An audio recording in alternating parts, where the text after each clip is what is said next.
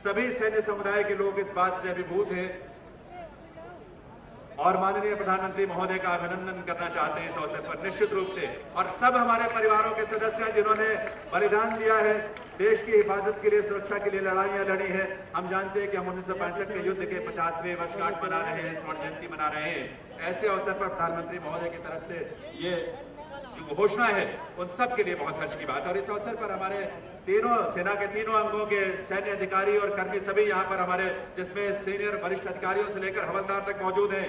ये सभी brigadier Mishra, major general SP Sinha, major general PN Awasthi, brigadier VK. Anand, colonel Vinod Kumar Gaur, colonel Rishabh Rishpal Singh, lieutenant colonel HS. Sirohi, colonel KPS. Rana, colonel Ishrat Nabi, colonel BS. Garg, colonel Rajendra, colonel Bhardwaj, colonel RK. Chadha, sergeant Tejpal Jakhar, havildar Gulia, आप सबकी जोरदार तालियां जरूर होनी चाहिए। भारत सरकार की जो घोषणा है प्रधानमंत्री के नेतृत्व में वन रैंक वन पेंशन की, हमारे उन सभी जवानों और सैन्य कर्मियों के लिए एक बहुत सुंदर तोहफा। पिछले 40 वर्षों से भी लंबे समय से जो मांग थी, उनकी एक ही पुकार थी कि वन रैंक वन पेंशन के उनके अधिकार को उन्हें दिया जाए।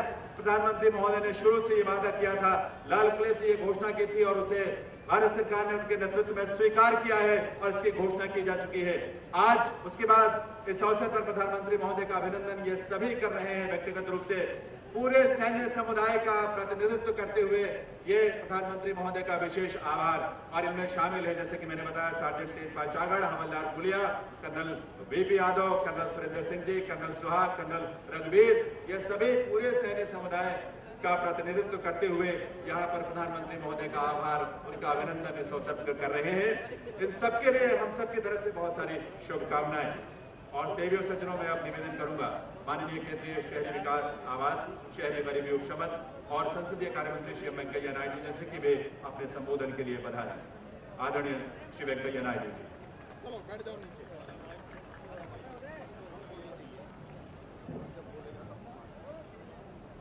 आदरणीय लोकप्रिय प्रधानमंत्री श्री नरेंद्र मोदी जी,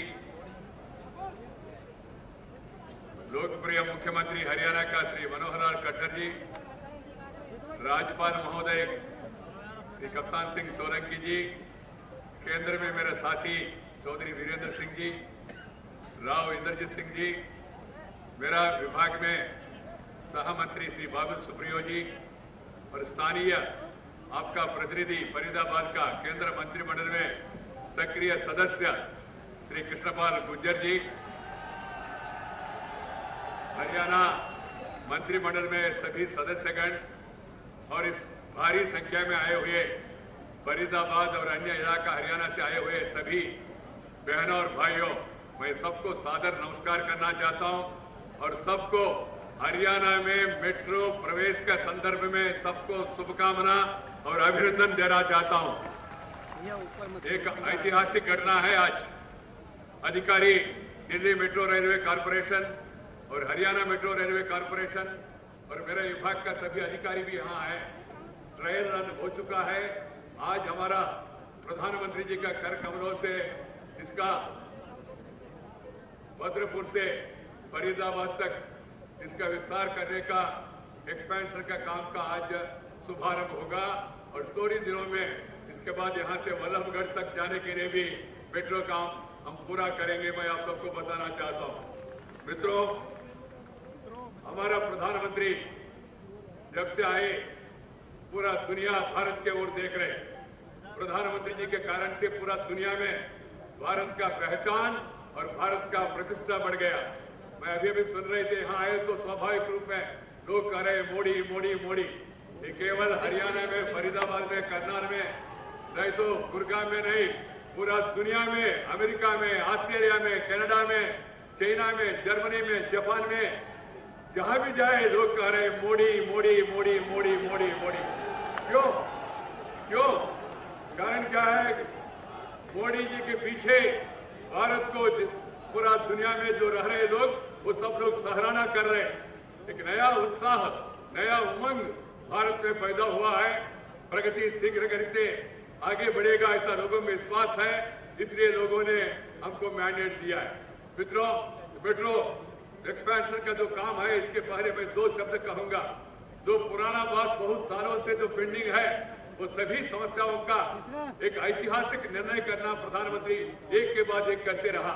नंबर 1, आप लोगों ने भी देखा होगा, नेशनल जुडिशियल अपॉइंटमेंट कमीशन 25 साल से हम चर्चा कर रहे थे, समाधान नहीं हो पाया, मगर मोदी जी प्रधानमंत्री बने, पहले राउंड में ही नेशनल जुडिशियल अपॉइंटमेंट कमीशन का निर्णय पार्लियामेंट ने किया है। दूसरा निर्णय आपने भी देखा होगा, बांग्लादेश और भारत के बीच में वहां का बॉर्डर जमीन बदलने का संबंध में 1974 में इंदिरा जी और मुजीब जी के बीच में उस समय एग्रीमेंट हुआ। 74 में 74 से अभी 2015 तक 30 साल हो गया। 30 साल के बाद श्री नरेंद्र मोदी प्रधानमंत्री बने, सबसे सलाह मशवरा करके इंडो बांग्लादेश बॉर्डर का भी पार्लियामेंट में सर्वसम्मति से पारित करवाया हमारा प्रधानमंत्री नरेंद्र मोदी जी। कल आप लोगों ने देखा, 40 साल से लोग चर्चा कर रहे, देश का सुरक्षा करने वाले हमारा भाई अपना परिवार को छोड़ के जो सीमा में काम कर रहे, ऐसी महानुभावों का, लोगों का उनका मांग था 1 रैंक 1 पेंशन होना चाहिए। पुराना सरकारों के जमाने में इसके बारे में चर्चा होते रहा और जाते जाते कांग्रेस पार्टी ने कहा 500 करोड़ देंगे। 500 से क्या होगा, कुछ होने वाला नहीं है। और उसके बाद स्टैंडिंग कमेटी का रिपोर्ट आया, 2500 करोड़ होगा खर्चा मैक्सिमम।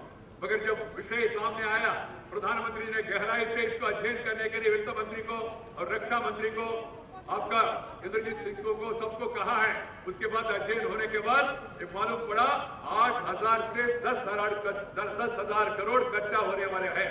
फिर भी प्रधानमंत्री ने देश के हित में, फौज का हित में और पूर्व सैनानी के हित में ये ऐतिहासिक निर्णय श्री नरेंद्र मोदी जी ने कल ये निर्णय करवाया और घोषित हो गया। देश में लोग सब इसको स्वीकार कर रहे हैं। और ऐसी मित्रों, हर एक स्तर पर भारत को विकसित देश बनाने के लिए पूरा प्रयास चल रहे हैं।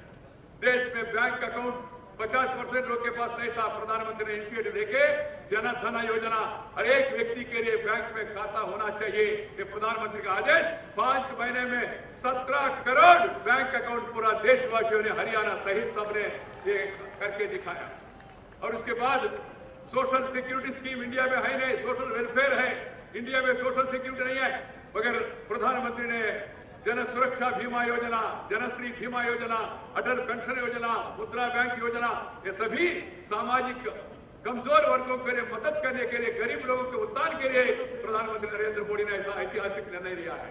ऐसा बहुत कुछ सरकार कर रहे हैं। मैं चाहता हूं हम सब लोग साथ देते रहे नरेंद्र मोदी जी को और देश का विकास के रास्ते पर और तेजी से आगे ले जाने के लिए जो समय आपने दिया, वो समय में वो काम पूरा करके दिखाएंगे। ये कैपेसिटी मोदी जी में है। मोदी माने, लोग कहते हैं मोदी माने maker of developed India, MODI, that is Narendra Modi. That is the slogan of the people of India.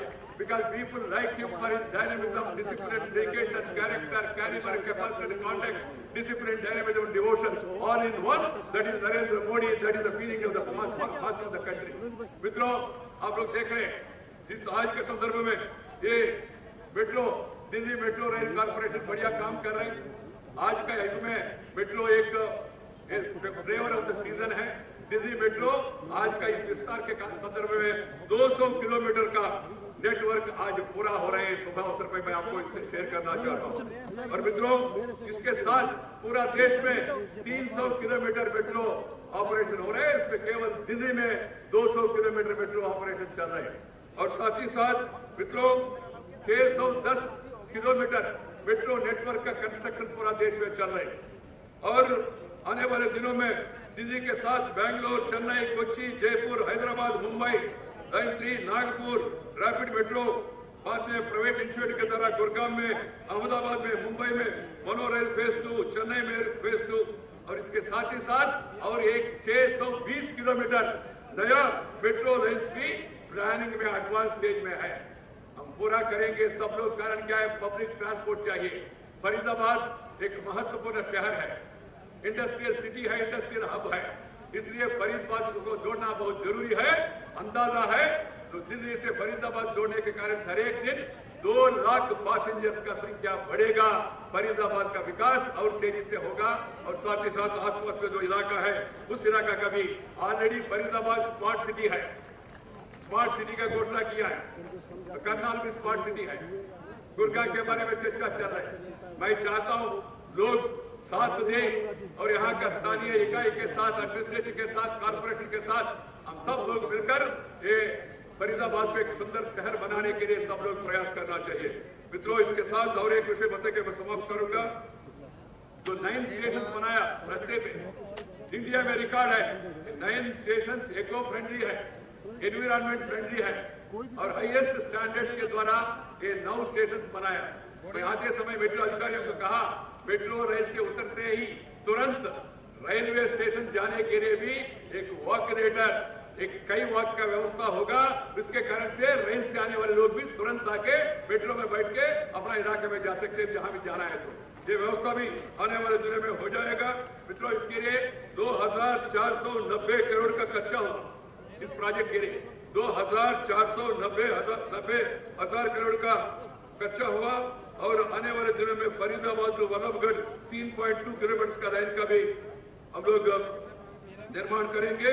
और मित्रों, ये हरियाणा में बहुत शहरों को 20 शहरों को यहाँ अमृत के द्वारा अटल बिहारी वाजपेयी जी के नाम पे Atal mission for regeneration and urban transformation के अंतर्गत हरियाणा में 20 शहरों को विकास होगा। केंद्र उनके लिए पूरा पैसा समर्थन करेगा और प्रदेश और केंद्र दोनों मिलकर इन शहरों को भी हम आगे ले जाएंगे।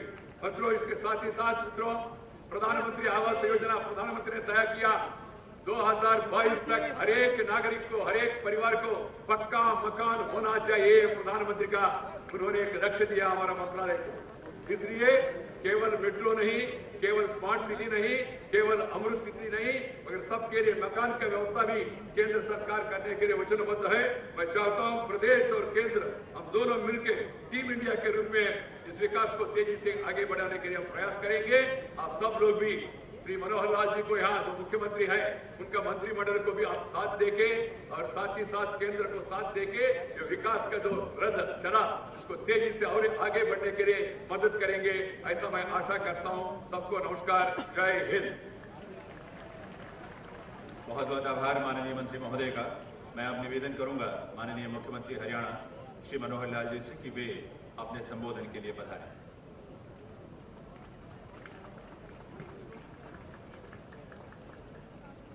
परम आदरणीय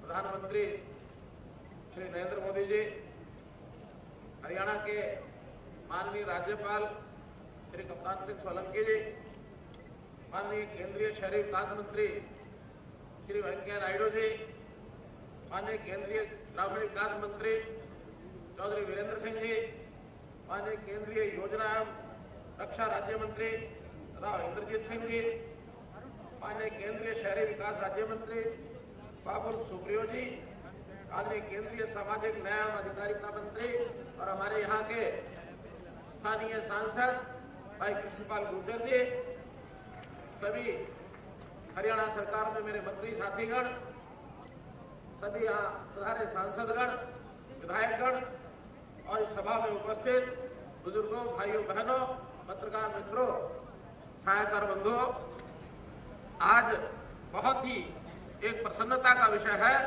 कि आज हम प्रधानमंत्री जी के इस आगमन को, आदरणीय नरेंद्र भाई मोदी जी के इस आगमन को भगवान कृष्ण की इस धरती पर काल और स्थान दोनों के हिसाब से हम यहाँ मानते हैं कि आज सिही गांव का वो स्थान जहाँ कृष्ण भक्ति की अविरल धारा बहाने वाले महाकवि सूरदास जी का जो जन्म सिही गांव, उसी के किनारे पर आज हम सभा में कर रहे हैं। और कल रात्रि को ही हमने भगवान कृष्ण की जन्माष्टमी का जो पर्व मनाया है। आज का ये अवसर एक ऐसा अवसर जिस पर मैं आपको सबको बहुत बहुत बधाई शुभकामना देता हूं। प्रधानमंत्री जी, आपका ये हरियाणा में इस पिछले वर्ष भर के अंदर तीसरा हमारे यहाँ ये आगमन हो रहा है और मैं वर्ष भर का यदि हिसाब लगाता हूं तो ये तीसरा ही आगमन नहीं, बहुत निकट भविष्य में अगले आने वाले 15 दिनों के अंदर आप हमारी राजधानी चंडीगढ़ में भी आने वाले हैं और 18 तारीख को आप हमारे सोनीपत जिले के कुंडली मानेसर का जो हमारा हाईवे है उसका उद्घाटन करने के लिए भी आप पधार रहे हैं। एक वर्ष में प्रधानमंत्री यानी लगभग 13 महीने में 5 बार हमारे यहाँ आ रहे हैं। मैं विशेष तौर पर आपका बहुत बहुत आभार प्रकट करता हूँ। प्रधानमंत्री जी, आपने हमारे हरियाणा को एक प्रकार से अपना रखा है, गोद ले रखा है इस मायने में कि हमारे प्रदेश के 4 मंत्री प्रत्यक्ष रूप से और 3 मंत्री परोक्ष रूप से अपने मंत्रिमंडल में लिए हुए हैं। 7 मंत्री एक छोटे से प्रदेश में से आपने अपनी टीम में लिए हैं। मैं आपका बहुत बहुत धन्यवाद आभार प्रकट करता हूँ। 19 अगस्त को आप कैथल में आए थे। नेशनल हाईवे नंबर 152 जो 166 किलोमीटर का राष्ट्रीय राजमार्ग, उसका चौड़ाकरण करने के लिए, उसको सुदृढ़ करने के लिए आपने नींव का पत्थर रखा, उसमें उसका शिलान्यास किया और फिर 22 जनवरी को पानीपत में बेटी बचाओ बेटी पढ़ाओ ये जो अभियान आपने शुभारंभ किया, जिसके हरियाणा में बहुत ही एक सार्थक परिणाम निकल रहे हैं। और मैं मानता हूं हमारी जो अभी तक की जो भी कोई कमी रही होगी इस जेंडर रेशो में, हम इसको बहुत जल्दी इसको एक समान रेशो अथवा समान के निकट लाने का पूरा प्रयत्न कर रहे हैं।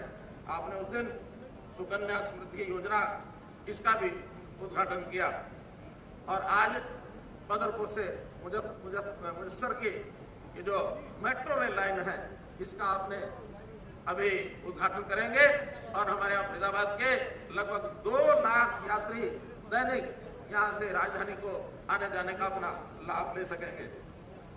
आज मैं अपने प्रदेश की 2.5 करोड़ जनता, अपने प्रदेश सरकार और अपनी ओर से आपका हार्दिक अभिनंदन करता हूँ। माननीय प्रधानमंत्री जी, फरीदाबाद नगर ये 1607 में संत बाबा फरीद ने बसाया था और उसके बाद यहाँ एक देश की आजादी के बाद न्यू एक इंडस्ट्रियल टाउनशिप इसको बनाया गया। पार्टीशन के बाद बहुत से लोग यहाँ आकर के उन्होंने अपना सहारा लिया और ये दशकों से जो पिछली सरकार की नीतियां थी, जो इंडस्ट्रियल एरिया स्थापित हुआ था, जितनी प्रगति यहाँ होनी चाहिए थी वो नहीं हुई है। लेकिन मैं मानता हूँ आज आपके आने के बाद और आप एक ऐसे प्रधानमंत्री हमारे प्रदेश को जो एक साल में 5-5 बार दौरा कर रहे हैं, आपकी जानकारी के लिए फरीदाबाद जैसे शहर में जो दिल्ली से मात्र 1 घंटे के स्थान पर है, बड़ा औद्योगिक नजर रहा है। इससे पहले कोई प्रधानमंत्री यहाँ सन 1992 में आए थे। 23 साल बाद आज आप आए हैं। आप सारे दुनिया में भ्रमण कर रहे हैं, आप पूरे देश में भ्रमण कर रहे हैं और हरियाणा के इन दौरों का लगातार आपका आना है। मैं मानता हूँ कि हमारे प्रदेश के लिए इन सब आगमनों का जितनी बार भी आप हमें आएंगे हमारे लिए लाभदायक होगा। हमें आपने फरीदाबाद स्मार्ट सिटी इस नाते से दिया है तो स्मार्ट सिटी बनने के बाद निश्चित रूप से फरीदाबाद का विकास जो अभी तक रुका हुआ था वो निश्चित रूप से आगे बढ़ेगा, होगा। प्रधानमंत्री जी, हमारे यहाँ फरीदाबाद से और गुड़गांव 2 बड़े शहर हैं। इन दोनों बड़े शहरों में भी जैसे ही महरौली से बदरपुर की लाइन बनेगी तो इसका सीधा संपर्क भी बनेगा। इसलिए गुड़गांव और दोनों फरीदाबाद बड़े नगर, इनका जुड़ना ये भी हमारे लिए बहुत उपयोगी होगा। इंफ्रास्ट्रक्चर के नाते केंद्र सरकार की योजनाओं में हमने पिछले दिनों में 10 महीनों में 924 किलोमीटर लंबे 9 राष्ट्रीय राजमार्ग की जो मंजूरी मिली है उसके लिए मैं आपकी बहुत बहुत आपको बधाई देता हूँ, आपको धन्यवाद करता हूँ और हरियाणा की जनता इसका पूरा लाभ उठाएगी। हमने रेल बजट में भी जो आपने हमारे लिए 1074 करोड़ रुपए की 3 नई परियोजनाएं जो सैंक्शन की है उसके लिए भी मैं आपका बहुत बहुत धन्यवाद करता हूँ। वर्षों से केएमपी रोड कुंडली मानेसर पलवल ये जो पिछली सरकार के कारण से उनके नीतियों के कारण से जो उलझी पड़ी थी, हमने आते ही उसको सुप्रीम कोर्ट से क्लियर कराया है। उसका काम चालू हो गया है। अगले 2.5 वर्ष में जैसे ही वो केएमपी का मार्ग पूरा होगा, इससे भी हमारा उद्योग इसको बहुत लाभ होगा। इसका काम हमने प्रारंभ करा दिया है। हमारी मेट्रो लाइन YMCA जहाज मजेसर यहाँ से बल्लभगढ़ तक की जो मेट्रो लाइन इसका काम भी शुरू हो चुका है। बल्लभगढ़ भी एक ऐतिहासिक नगरी है। उस रेल लाइन के उस मेट्रो लाइन के बनने के बाद फरीदाबाद बल्लभगढ़ का चौतरफा विकास और भी होगा।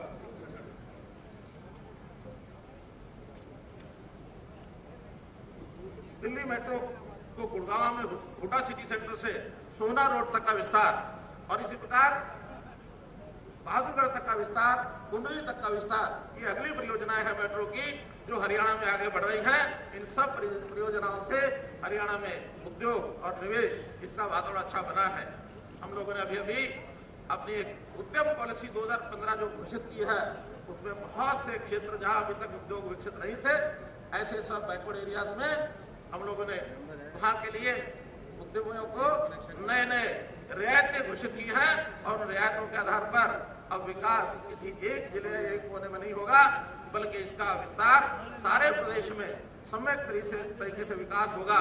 ऐसा हमने योजना बनाई है। विश्व उद्यम नीति को घोषित करने के बाद हम लोगों ने अपना एक सरकारी प्रतिनिधिमंडल ये लेकर मैं स्वयं, हमारे उद्योग मंत्री कनाडा, अमेरिका, इस 8 दिन का टूर करके आए हैं और इस 8 दिनों में वहां के निवेशकों ने, वहां के उद्यमियों ने बहुत रुचि दिखाई है। आपके ओजस्वी नेतृत्व के कारण से भारत का स्थान उन दोनों देशों में हमने महसूस किया कि बहुत ही एक आर्थिक भविष्य को लेकर के वहाँ एक बहुत बड़ा लोगों में विश्वसनीयता बढ़ी है, वे आश्वस्त हैं और हम भी आश्वस्त हैं कि वहाँ के लोग हमारे आकर के और निवेश करेंगे। लगभग 10,000 करोड़ का विदेशी निवेश, इस निवेश के बाद हमको 40,000 लोगों को रोजगार दे सकेंगे। ऐसी इस नीति के माध्यम से, इस इन्वेस्टमेंट के माध्यम से हम करेंगे। एक जानकारी वो इस रूम में आप सब लोगों को बताना चाहूंगा कि हम जनवरी महीने में अपने यहाँ एक इन्वेस्टमेंट समिट करने जा रहे हैं। इस इन्वेस्टमेंट समिट के माध्यम से हम अपने यहाँ 1 लाख करोड़ रुपए का निवेश और 4 लाख लोगों का रोजगार, ये योजना हमारी सरकार की ओर से बनाई जा रही है, जिससे हरियाणा में रोजगार के नाते से हम लोग इस काम को करेंगे। डिजिटल इंडिया को लेकर डिजिटल हरियाणा, इस सेवाओं में भी हम लोग हरियाणा की जनता को सरकार आपके द्वार इस योजना के अंतर्गत हम नीचे तक उन सेवाओं को ले जा सके, ये सब हम काम कर रहे हैं। मेरा कहने का भाव है, आपके कुशल मार्गदर्शन में हम लोग हरियाणा में समान विकास, गरीब से गरीब तक व्यवस्थाएं, उनका लाभ, केंद्र की योजनाओं का लाभ मिले, प्रदेश की योजनाओं का लाभ मिले, इसकी स्थापना करने का संकल्प, इसको हम अमली जामा पहनाएंगे। इन्हीं शब्दों के साथ मैं प्रधानमंत्री जी का पुनः बहुत बहुत धन्यवाद करता हूँ, बहुत बहुत धन्यवाद करता हूँ। बहुत बहुत आभार माननीय मुख्यमंत्री महोदय का। और अब मैं निवेदन करूंगा माननीय प्रधानमंत्री महोदय से कि वे अपने कर कमलों से बटन दबाकर शिला पट्टिका का अनावरण करने की कृपा करें। बदरपुर फरीदाबाद मेट्रो लाइन के उद्घाटन का विवरण इसी शिला पट्टिका पर अंकित है। मंच के दाहिनी तरफ ये शिला पट्टिका है, आप सब देख सकते हैं। आपकी बाईं तरफ, मंच के बिल्कुल साथ,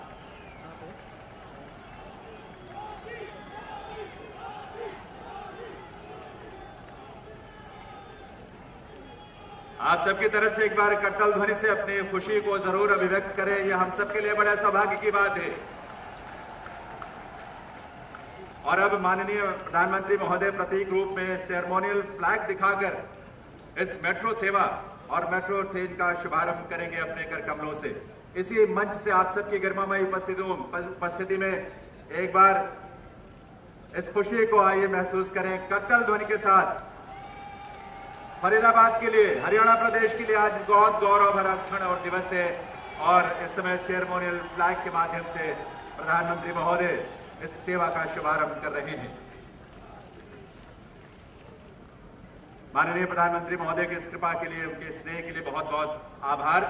और अब मैं निवेदन करूंगा डीएमआरसी के प्रबंध निदेशक डॉक्टर मंगू सिंह जी से कि वे प्रधानमंत्री महोदय को आभार स्वरूप स्मृति चिन्ह भेंट करने की कृपा करें।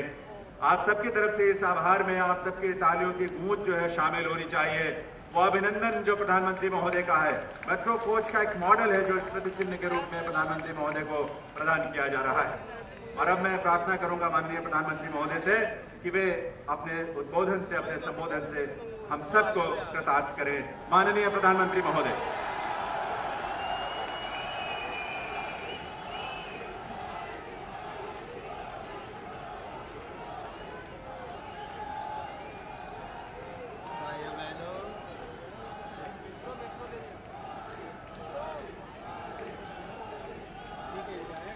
भारत माता की, भारत माता की। दोनों मुट्ठी बंद करके पूरी ताकत से बोलिए, जय जवान जय किसान। जय जवान जय किसान, जय जवान जय किसान, जय जवान जय किसान। मंच पर विराजमान राज्यपाल महोदय श्रीमान कप्तान सिंह जी, हरियाणा के मुख्यमंत्री श्रीमान मनोहर लाल जी, केंद्र में मंत्री परिषद के हमारे वरिष्ठ सहयोगी श्रीमान वेंकैया जी नायडू, केंद्रीय मंत्री चौधरी वीरेंद्र सिंह जी, केंद्रीय मंत्री राव इंद्रजीत सिंह, केंद्रीय मंत्री और इसी भूमि के संतान श्री किशन पाल गुर्जर जी, केंद्रीय मंत्री श्री बाबुल सुप्रियो जी, विधायक श्रीमान सुभाष जी, श्री विपुल गोयल जी, श्रीमती सीमा त्रिखा जी, मूलचंद शर्मा जी, टेकचंद शर्मा जी और विशाल संख्या में आए हुए मेरे प्यारे भाइयों और बहनों,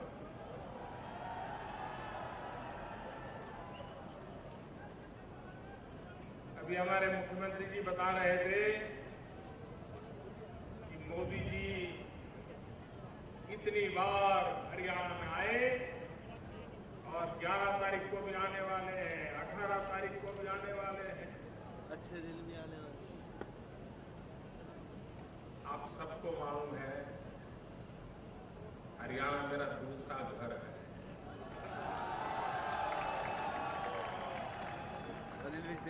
गुजरात छोड़ने के बाद मैंने वर्षों तक हरियाणा में ही अपना जीवन बिताया।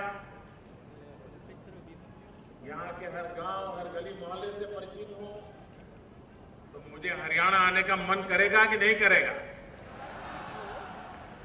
आपके प्यार को मैं कभी भुला सकता हूं क्या? तो आपका प्यार है जो मुझे बार बार खींच के ले आता है। और मैंने हरियाणा को कहा था, पहले दिन से कह रहा हूं कि आपने मुझे जो प्यार दिया है मैं विकास करके ब्याज समेत लौटाऊंगा, ये मैं कह रहा हूं।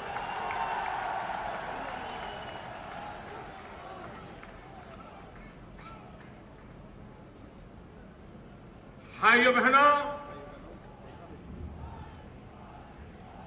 चुनाव आते हैं जाते हैं, राजनीति अपनी जगह पे चलती रहती है, वो लोकतंत्र का स्वाभाविक हिस्सा है। लेकिन देश सिर्फ राजनीति से नहीं चलता है। देश राष्ट्र नीति से चलता है।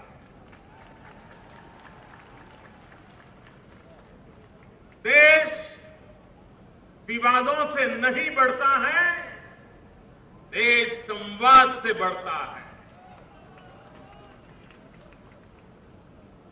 हमारी समस्याओं का समाधान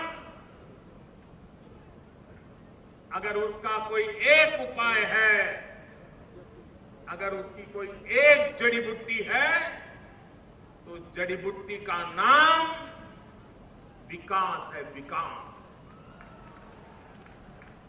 विकास होगा तो नौजवान को रोजगार मिलेगा, विकास होगा तो किसान को अपनी फसल का पूरा दाम मिलेगा, विकास होगा तो गरीब से गरीब बच्चे को अच्छे से अच्छी शिक्षा मिलेगी, विकास होगा तो गांव के गरीब हो, वयोवृद्ध तपोवृद्ध लोग हो, उनको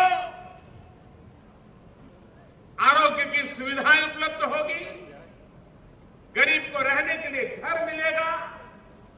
और इसलिए मेरे भाइयों बहनों, हम एक ही बिंदु पर काम कर रहे हैं। जब से आपने हमें जिम्मेवारी दी है, हमारा एक ही मंत्र है, एक ही मकसद है, एक ही मार्ग है, एक ही मंजिल है और उसका नाम है विकास।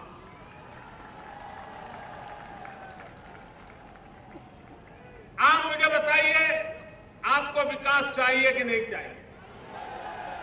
अच्छे रास्ते चाहिए कि नहीं चाहिए? अच्छे स्कूल चाहिए कि नहीं चाहिए? अच्छे अस्पताल चाहिए कि नहीं चाहिए? इस देश को यही चाहिए और इसलिए ये सरकार इन्हीं बिंदुओं पर अपनी ताकत लगा रही है। अच्छा होता ये काम पिछले 60 साल में पूरे हो गए होते, देश ऊंचाइयों को पार कर लिया होता, लेकिन बहुत सारे काम अधूरे हैं। और अधूरे हैं इसलिए पुरानी सरकारों को आलोचना करके, उनकी टीका टिप्पणी करके मैं रुक जाऊं, वो उचित नहीं है। इस सरकार का जिम्मेवारी है कि हम समस्याओं के समाधान खोजें, विकास के नए नए उपाय खोजें और देश को नई ऊंचाइयों पर ले जाए। पिछले दिनों आपने देखा होगा पूरी दुनिया में एक आर्थिक संकट पैदा हुआ। मजबूत से मजबूत आर्थिक नींव पर खड़े हुए देश हिल गए और तूफान इतना भयंकर था कि उसके सामने तक टिकना बड़ा मुश्किल था। इतनी बड़ी आंधी तेज आई थी, लेकिन सारे दुनिया के आर्थिक पंडितों का कहना है इतनी भयंकर आर्थिक मंदी के बीच, इतने भयंकर आर्थिक तूफानों के बीच कोई एक देश बराबर अगर खड़ा रहा, टिका रहा, उस देश का नाम हिंदुस्तान है।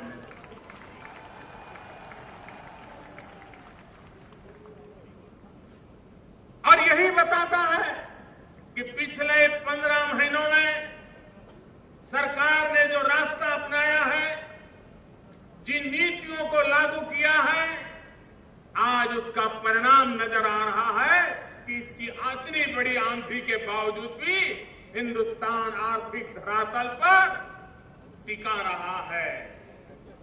लेकिन भाइयों बहनों, सिर्फ टिके रहे हैं, इससे संतोष मानना ये हमें मंजूर नहीं है। इतने बड़ी आंधी में, तूफान में टिक गए, अच्छी बात है, लेकिन हमें जहां टिके हैं वहां रुकना नहीं है, हमें आगे बढ़ना है। आगे बढ़ने का रास्ता 125 करोड़ देशवासियों का साथ और सहयोग है। आगे बढ़ने का रास्ता सभी राज्य सरकारें और केंद्र सरकार को कंधे से कंधा मिलाकर चलना है। आगे बढ़ने का रास्ता लोकतांत्रिक मार्ग है और अगर हमें विकास करना है तो हमें इंफ्रास्ट्रक्चर पर सबसे पहले प्राथमिकता देनी पड़ेगी। रोड हो, रेल हो, सामान्य नागरिक की सुविधा की व्यवस्थाएं हो, ये जब तक हम निर्माण नहीं करेंगे, विकास के फल नीचे तक नहीं पहुंचेंगे। और इसलिए ये सरकार का मकसद है कि 2022 जब हिंदुस्तान आजादी के 75 साल मनाएगा, तो आजादी के 75 साल कैसे हो? क्या हम सपना लेकर के नहीं चल सकते कि आजादी के 75 साल जब मनाएंगे, आजादी के दीवानों को जब अंजलि देंगे, आजादी के लिए शहीद हुए महापुरुषों का पुण्य स्मरण करेंगे, उस समय कम से कम एक काम तो पूरा कर ले। इस देश में कोई गरीब ऐसा न हो जिसको अपना घर न हो।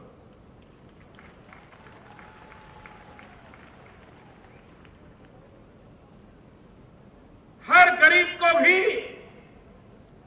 अपना घर मिले। काम बहुत बड़ा है। दुनिया के कुछ देशों की आबादी से भी ज्यादा मकान बनाने पड़ेंगे, लेकिन भाइयों बहनों, कठिन काम भी हमें हाथ में लेने हैं और उसको पूरा करने की दिशा में आगे बढ़ रहे हैं। हमारे वेंकैया जी नायडू शहरी विकास मंत्री के नाते एक ऐसी योजना उन्होंने देश के सामने रखी है जिसके कारण शहरी गरीबों के लिए मकानों को सुविधा उपलब्ध हो, नए मकान बने, गरीब के लिए बने,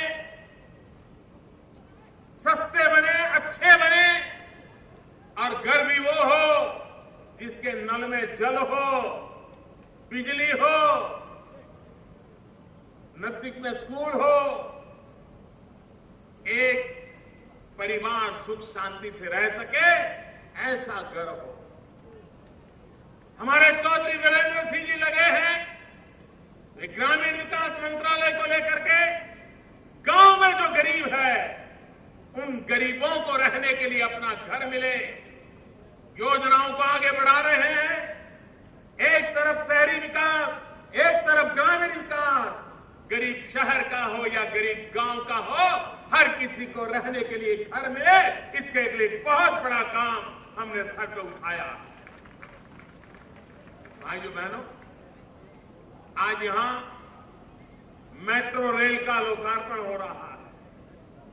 अब हरियाणा भी गर्व के साथ दुनिया में कहेगा कि हमारे पास मेट्रो रेलवे है। हरियाणा ने दिल्ली के टूरिस्टों को आकर्षित करने की सबसे बड़ी ताकत अगर किसी में है तो हरियाणा में है। वीकेंड टूरिस्टों को आकर्षित करने की ताकत है तो हरियाणा में है।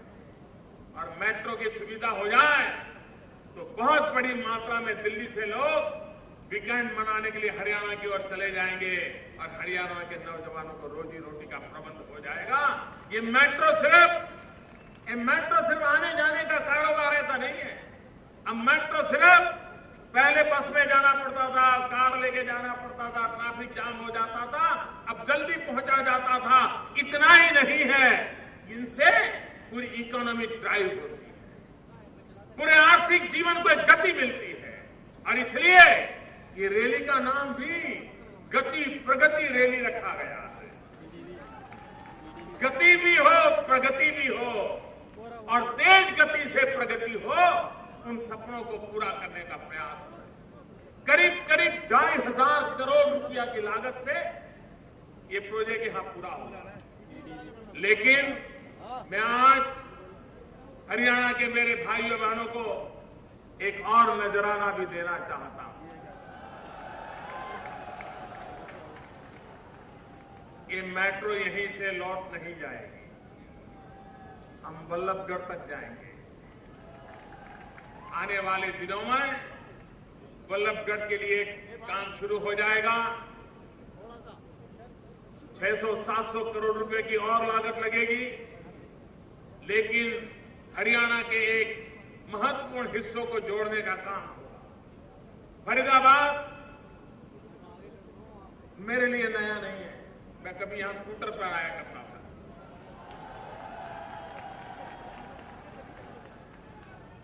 ये मैंने फरीदाबाद को पनपते हुए देखा है।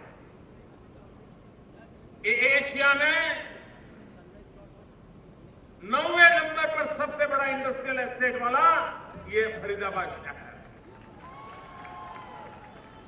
अब फरीदाबाद एक लघु हिंदुस्तान बन गया है।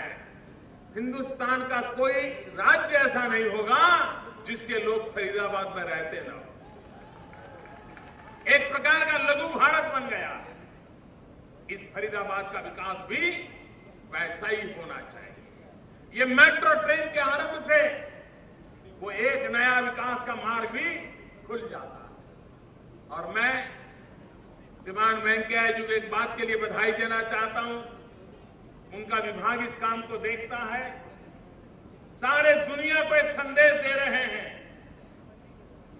कि ये मेट्रो का जो लाइन है एनवायरमेंट फ्रेंडली है। यहां के स्टेशनों पर सोलर पैनल लगे हुए हैं और करीब करीब 2 मेगावाट बिजली सूर्य शक्ति से पैदा करते हैं और सारी व्यवस्था में उसी बिजली का उपयोग किया जाता है। मेट्रो का एक ट्रैक सोलर पैनलों से भरा हुआ हो, ये दुनिया के लिए भी एक आकर्षण का कारण है। आने वाले दिनों में ग्रीन रेलवे स्टेशन कैसे बने, एनवायरमेंट फ्रेंडली रेलवे स्टेशन कैसे बने, उस दिशा में भी मेट्रो की तरफ से एक सफलतापूर्वक अभियान चलाया जा रहा है। और आज जब पूरी विश्व ग्लोबल वार्मिंग के लिए चिंतित है, क्लाइमेट चेंज के कारण चिंतित है, हमारी एक छोटी सी इकाई मेट्रो वे भी दुनिया की मदद करने के लिए ग्रीन मूवमेंट में अपना सहयोग दे रही है। और इसलिए वेंकैया जी को और उनकी पूरी टीम को मैं हृदय से बहुत बहुत अभिनंदन करता हूं और उनका साधुवाद करता हूं। भाइयों बहनों, ये हरियाणा की धरती ऐसी है। कल हमने श्री कृष्ण का जन्मोत्सव मनाया और जब श्री कृष्ण को याद करते हैं तो सिर्फ द्वारिका की नगरी याद नहीं आती है, कुरुक्षेत्र भी तुरंत याद आता है। पूरा हरियाणा एक प्रकार से इन महापुरुषों की छाया में पला बड़ा हुआ है, सांस्कृतिक विरासत का धनी है। यहीं से पास में गांव सिही सूरदास जी की जन्मभूमि, यही तो हमारी विशेषता है, हमारी ताकत है। और उन्हीं से महापुरुषों के आशीर्वाद लेकर के हम हरियाणा को नई ऊंचाइयों पर ले जाने के लिए प्रयास कर रहे हैं। मैं हरियाणा सरकार को अभिनंदन करता हूं, श्रीमान मनोहर लाल जी का विशेष रूप से और उनकी पूरी टीम का अभिनंदन करता हूं कि जिस हरियाणा को बेटियों की भ्रूण हत्या के लिए पहचाना जाता था, वो हरियाणा आज बेटी बचाने के लिए पहचाने जाने लगा है। ये छोटा सा निर्णय परिवर्तन नहीं है, ये छोटा सा मूवमेंट नहीं है। कितना कठिन काम होता है मुझे अंदाज है, लेकिन हरियाणा के राज्य सरकार ने, यहां के राजनीतिक नेताओं ने एक महत्वपूर्ण कदम उठाया है और बेटी बचाने का जो अभियान चलाया है, और पूरे हिंदुस्तान का बेटी बचाने का अभियान का प्रारंभ भी इसी हरियाणा की धरती से हुआ। मैं जानता हूं मनोहर लाल जी हमारे बड़े परिश्रमी नेता हैं, मेहनत करने में शायद कोई उनका मुकाबला नहीं कर सकता है। मैंने सालों तक उनके साथ काम किया और वे हरियाणा को नई ऊंचाइयों पर ले जाने में सफल होंगे। हरियाणा की आशा आकांक्षाओं को वो पूरा करेंगे, ये मुझे विश्वास है। आने वाले दिनों में हमारे देश में हम हमारे शहरों का रंग रूप बदलना चाहते हैं, चेहरा बदलना चाहते हैं, उसके फेफड़ों को नई ताकत देना चाहते हैं। आज हमारे शहरों के फेफड़े भी बीमार हो गए, ग्रीनरी नहीं बची है, अपनी मर्जी से वो बढ़ता गया है। वेंकैया जी के नेतृत्व में जो स्मार्ट सिटी का अभियान चला है, उस स्मार्ट सिटी में फरीदाबाद का भी नाम है। लेकिन कुछ लोगों को लगता होगा कि अब सरकार ने स्मार्ट सिटी कह दिया तो स्मार्ट सिटी बन गया। भाइयों बहनों, आपको पता होना चाहिए और मैं चाहता हूं कि इस बात की घर घर चर्चा होनी चाहिए, हर बार चर्चा होनी चाहिए कि ये अभी तो फरीदाबाद की एंट्री हुई है कंपटीशन के अंदर। पहली मैच उसने जीत लिया है, पहली मैच जीत करके उसने एंट्री पा ली है। लेकिन आगे बढ़ने के लिए यहां के सभी नागरिकों ने तय करना पड़ेगा कि हमें फरीदाबाद को स्मार्ट सिटी बनाना है। कानून में ये परिवर्तन करना पड़ेगा तो करना है। हमें ये डिसिप्लिन लानी है तो लानी है। हमें स्वच्छता रखनी है तो रखनी है। ये जब तक हम नहीं करेंगे, ये स्मार्ट सिटी की स्पर्धा आप जीत नहीं पाओगे। उसके कुछ नॉर्म्स है, पैरामीटर है। मैं चाहता हूं एक जागृति का माहौल बने पूरे देश में। ये 100 शहर पूरे हिंदुस्तान में जो पहली मैच जीत करके आए हैं, क्योंकि स्पर्धा से तय हुआ है, पहली स्पर्धा में वो जीत गए हैं। लेकिन आगे जैसे जैसे जाओगे स्पर्धा कठिन होती जाने वाली है। लेकिन मुझे विश्वास है कि हरियाणा के दोनों शहर ये स्पर्धा जीतेंगे और देश में स्मार्ट सिटी बनाने का यश हरियाणा प्राप्त करेगा। मैं आपको निमंत्रित करता हूं, मैं आपको चैलेंज भी करता हूं। इस चैलेंज रूट का स्वीकार कीजिए। सरकार ने जितने पैरामीटर तय किए हैं उन पैरामीटर को गले लगाइए।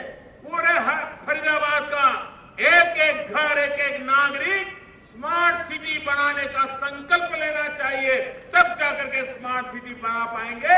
और इसलिए मैं आपको आह्वान करता हूं, भाइयों बहनों, ये हरियाणा की धरती वीरों की धरती है। ये हरियाणा की धरती जवानों की धरती है। ये हरियाणा की धरती देश के लिए मर मिटने वालों की धरती है। प्रधानमंत्री बनने से पहले मेरा पहला कार्यक्रम, जब मेरी पार्टी ने मुझे प्रधानमंत्री के उम्मीदवार के लिए घोषित किया, तो 13 सितंबर को रेवाड़ी में मैं आया था। और पहला मेरा कार्यक्रम था, पूर्व सैनिकों का बहुत बड़ा जमावड़ा में मैं आया था। और उस समय मैंने 1 रैंक 1 पेंशन की बात कही थी। याद है? कही थी, याद है? ओआरओपी की बात कही थी, याद है? भाइयों बहनों, ये मामला 42 साल से लटका हुआ था। 42 साल से 4 दशक इतनी सरकारें आके गई, लेकिन इस समस्या का समाधान किसी को हाथ नहीं लगता। लिप सिंपैथी सब सरकारों ने व्यक्त की थी। हर कोई कहता था, हां देश के लिए जवान मरते हैं, सरकार का दायित्व, हर कोई कहते थे। लेकिन करने के लिए हर किसी को कठिनाई महसूस हो, और आज मुझे भी महसूस हो रही है। ये सरल काम नहीं है। मेरे देश के जवानों, आपने देश के लिए अपनी जिंदगी खपाई है। आपका मान सम्मान, इससे बड़ा हमारी जिंदगी में कुछ नहीं हो सकता। लेकिन ये मामला अति कठिन है। उसका प्रभाव पता नहीं कहां कहां पड़ सकता है। आने वाले दिनों में क्या क्या संकट आ सकते हैं। लेकिन मेरे देश के जवानों, हमने वादा किया और हम वादा निभा रहे। आपको मालूम है, पहले वाली सरकार के लिए ओआरओपी क्या था? 500 करोड़ रुपए का कार्यक्रम था। 500 करोड़ रुपए का। तो हमें नहीं लगा अभी 500 है तो चलो 700 हो जाएगा, 800 हो जाएगा, कर लो, क्या है। लेकिन जब हम गिनती करने के लिए बैठे तो हर रोज नई चीज आने लगी, हर रोज नई चीज आने लगी। कोश्यारी कमेटी, जिसका हमारे जवान बार बार उल्लेख करते हैं, उसको हमने देखा। उसने क्या कहा है? उसने तो 300 करोड़ से भी कम कहा। उसने कहा 300 करोड़ से कम रुपया लग जाएगा तो हो जाएगा। सारी सरकार भ्रमित, बैठे हुए अफसर भ्रमित, सेना के जवानों की बातें भी ऐसी, हर कोई उलझा हुआ था। पिछले कई दिनों से मैं लगातार एक तार को खोलता गया, चीजों को ठीक करता गया और हिसाब लगाता गया। भाइयों बहनों, ये ओआरओपी 500 करोड़ में होने वाला खेल नहीं है। ये ओआरओपी 300 करोड़ रुपए में पूरा होने वाला काम नहीं है। जब हिसाब लगाया तो हिसाब बनता है 8 से 10,000 करोड़ रुपए का। 8 से 10,000 करोड़ रुपया। मेरी सरकार बनी 26 मई 2014 को और मेरा दायित्व बनता है 26 मई 2014 से। ये जो प्रचार करने वाले लोग हैं वो देश की जनता को और बात करके हमारे जवानों को भ्रमित करने का पाप करते रहे।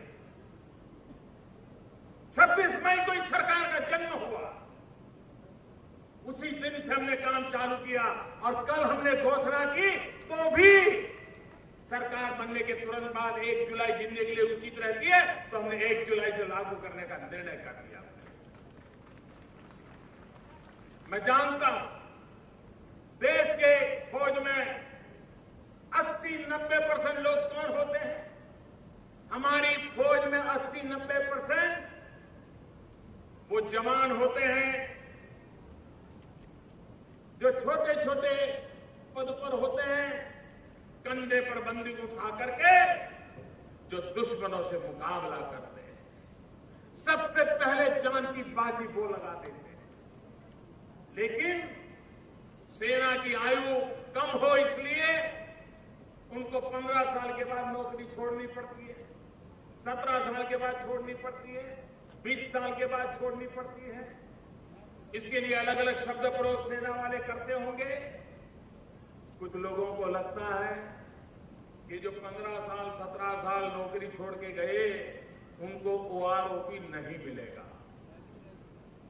मेरे जवान भाइयों बहनों, चाहे वो हवलदार हो, सिपाही हो, नायक हो, अरे आप ही तो देश की रक्षा करते हो।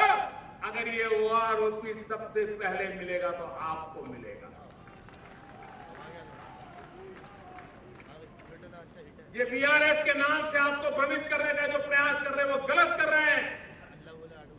ये सरकार जिन लोगों ने युद्ध में सेना में काम करते करते अपना शरीर गंवाया है, कोई अंग गंवाया है, ऐसे भी सेना के जवान जिनको मजबूरन सेना छोड़नी पड़ती है, शरीर की देश के लिए शरीर का एक एक अंग बलि चढ़ा दिया है, उसको सेना छोड़नी पड़ती है। क्या वो ओआरओपी से वंचित हो जाएंगे?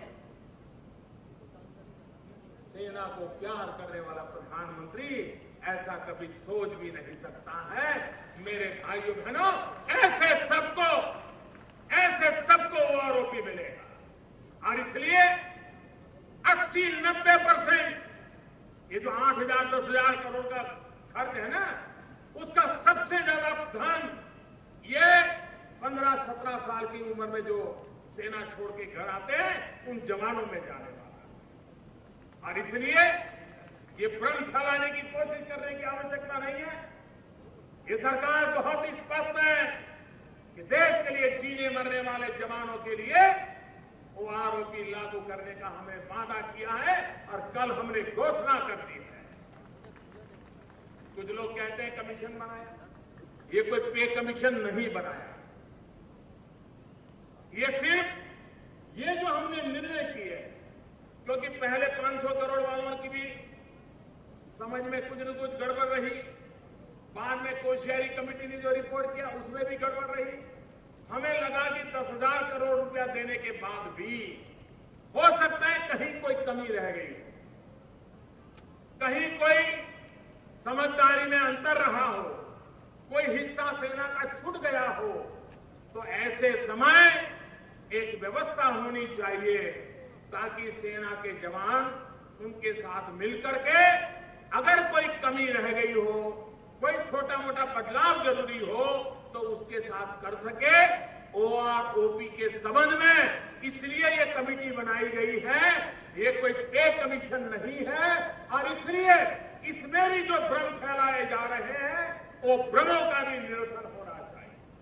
आज देश की सेना में 10 में से 1 जवान हरियाणा का होता है। 10 जवान है तो उसमें एक हरियाणा का होगा ही होगा। और इसलिए ये जब 8-10 हजार करोड़ का पैकेज आएगा तो बहुत बड़ी मात्रा में धन हरियाणा के निवृत्त जवानों के पास आने वाला है। मतलब कि हरियाणा के अंदर हजारों करोड़ रुपए आने वाले हैं। जब हरियाणा में हजारों करोड़ रुपए आते हैं तो हरियाणा की इकोनॉमी अचानक ड्राइव करने लग जाती है। हरियाणा की आर्थिक गतिविधि को एक बहुत बड़ी ताकत सेना के निवृत्त जवानों के पास पैसे आने के कारण मिलने वाली है।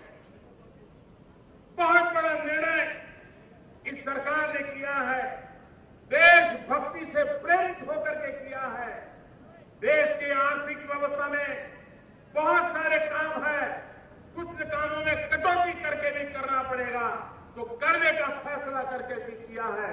और इसलिए मैं मेरे सेना के जवानों को कहता हूं,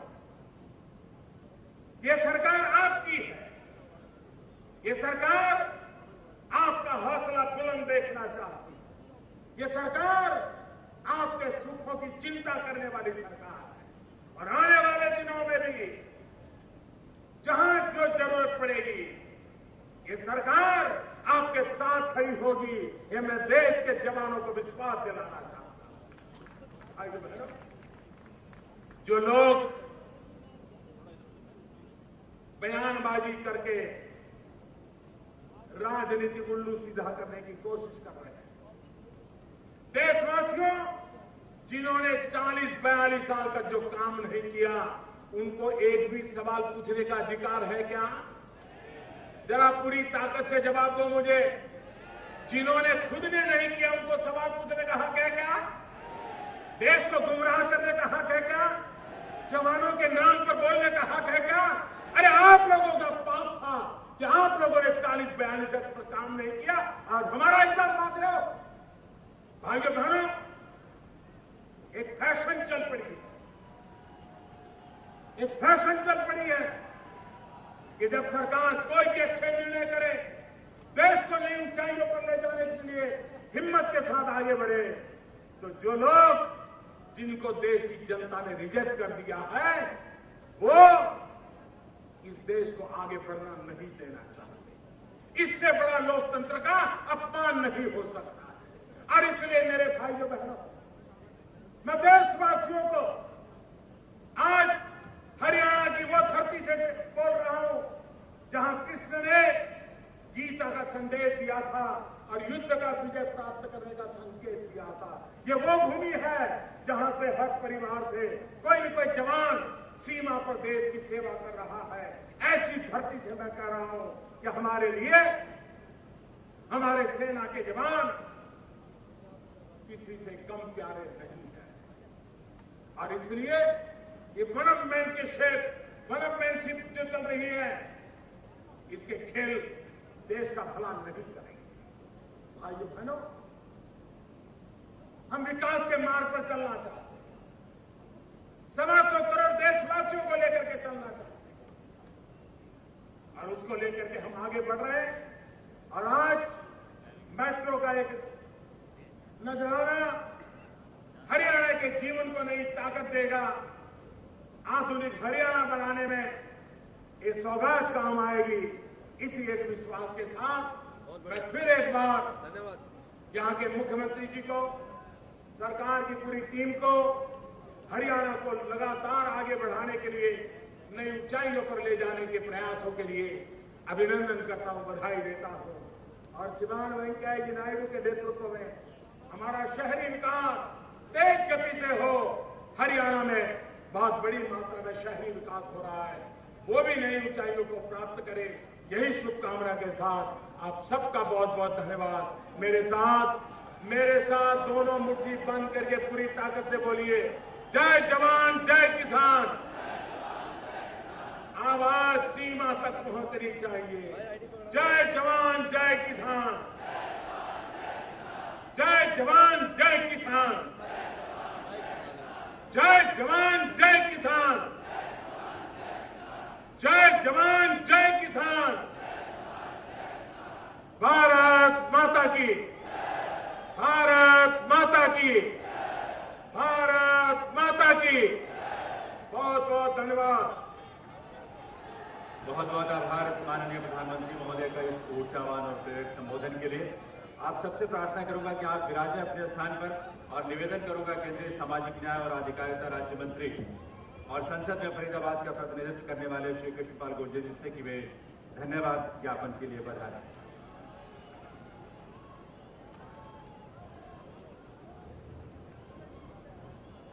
मैं धन्यवाद करना चाहूंगा फरीदाबाद के तमाम लोगों की तरफ से इस देश के ऐसे कर्मठ, कर्मयोगी, यशस्वी प्रधानमंत्री आदरणीय नरेंद्र मोदी जी का, जो आज फरीदाबाद के लिए खुशियां और समृद्धि लेकर आए हैं, जिनके दिल में हरियाणा बसता है और हरियाणा के लोगों के दिलों में आदरणीय मोदी जी बसते हैं।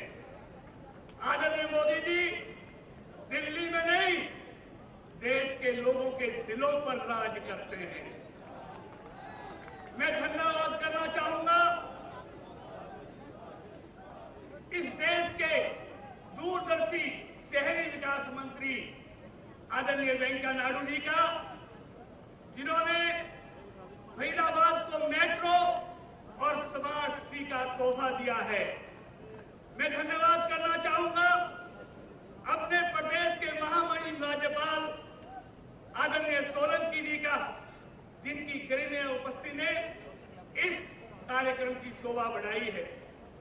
मैं धन्यवाद करना चाहूंगा इस प्रदेश के जन जन के प्रिय लोकप्रिय मुख्यमंत्री जी का, जिनके नेतृत्व में हरियाणा विकास की नई ऊंचाइयों को छू रहा है, आदरणीय मनोहर लाल जी का। मैं धन्यवाद करना चाहूंगा देश के ग्रामीण विकास मंत्री चौधरी वीरेंद्र सिंह जी का, जिनके नेतृत्व में हरियाणा के ग्रामीण क्षेत्रों का विकास हो रहा है। मैं धन्यवाद करना चाहूंगा जिनके नेतृत्व में आज देश की सीमाएं सुरक्षित हैं। मैं धन्यवाद करना चाहूंगा इस देश के शहरी विकास राज्य मंत्री बाबुल सुप्रियो जी का, जिन्होंने आकर इस कार्यक्रम की शोभा बढ़ाई है। मैं धन्यवाद करना चाहूंगा आए हुए सभी अधिकारियों का और इस क्षेत्र के तमाम लोगों का, भाइयों और बहनों का, और अंत में सिर्फ इतना कहते हुए कि आदरणीय मोदी जी, आपका आशीर्वाद और हरियाणा को, मेरे लोकसभा क्षेत्र को बहुत मिला है।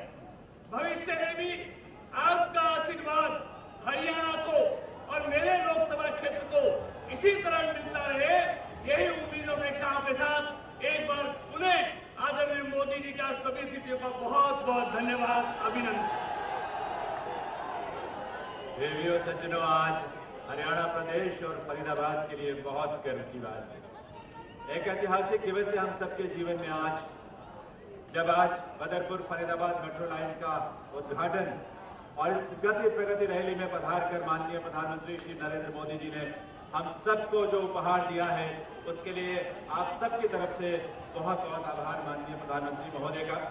साथ ही हम आभार व्यक्त करना चाहते हैं इस अवसर पर पधारे माननीय राज्यपाल हरियाणा प्रोफेसर कप्तान सिंह सोलंकी जी का, माननीय केंद्रीय शहरी विकास, आवास, शहरी मलिनों शमन तथा संसदीय कार्य मंत्री श्री एम वेंकैया नायडू जी का, माननीय मुख्यमंत्री हरियाणा श्री मनोहर लाल जी का, और साथ ही केंद्रीय ग्रामीण विकास मंत्री चौधरी वीरेंद्र सिंह जी, केंद्रीय योजना स्वतंत्र प्रभार और रक्षा राज्य मंत्री राव इंद्रजीत सिंह जी, केंद्रीय शहरी विकास राज्य मंत्री श्री बाबुल सुप्रियो जी, केंद्रीय सामाजिक न्याय और अधिकारिता राज्य मंत्री कृष्णपाल गुर्जर जी, और साथ ही इस अवसर पर यहाँ पधारे एएमआरसी के चेयरमैन और सचिव भारत सरकार शहरी विकास मंत्रालय मधुसूदन प्रसाद जी, और मुख्य सचिव हरियाणा तथा चेयरमैन HMRDC श्री दीपेंद्र सिंह घेसी जी, और DMRC के मैनेजिंग डायरेक्टर प्रबंध निदेशक डॉक्टर मंगू सिंह जी, और सारे वरिष्ठ अधिकारियों का यहाँ पधारे इस कार्यक्रम में